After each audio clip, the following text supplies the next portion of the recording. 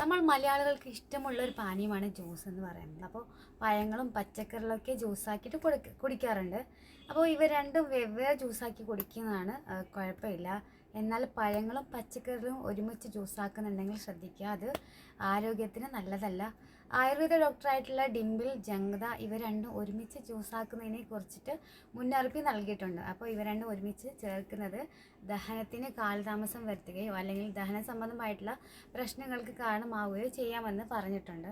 ഇവ രണ്ടും വെവ്വേറെ ജ്യൂസാക്കി കുടിച്ചാൽ പ്രശ്നമില്ല. എന്നാൽ പഴങ്ങളുടെയും പച്ചക്കറിയുടെയും ചില കോമ്പിനേഷനുകളുണ്ട്. അപ്പോൾ ചില ആളുകൾക്ക് സംബന്ധമായിട്ടുള്ള അസ്വസ്ഥതകൾക്ക് ഇത് കാരണമാകും. അപ്പോൾ പഴങ്ങളും പച്ചക്കറികളും ഒരുമിച്ച് ജ്യൂസാക്കുമ്പോൾ ശ്രദ്ധിക്കേണ്ട പ്രധാന കാരണങ്ങൾ ഒന്ന് എന്ന് പറയുന്നത് ദഹന സമയത്തിലുള്ള വ്യത്യാസമാണ്.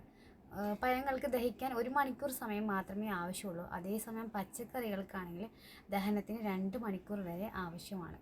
അപ്പോൾ അതുകൊണ്ടാണ് രണ്ടും ഒരുമിച്ച് ജ്യൂസാക്കി കുടിക്കരുത് എന്ന് ജംഗ്ദ പറയുന്നത്.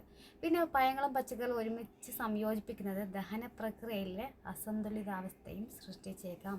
അതായത് ശരീരവണ്ണം അല്ലെങ്കിൽ ദഹനക്കേട് പോലുള്ള പ്രശ്നങ്ങൾക്ക് ഇത് നയിച്ചേക്കാം എന്നാണ് പറയുന്നത്.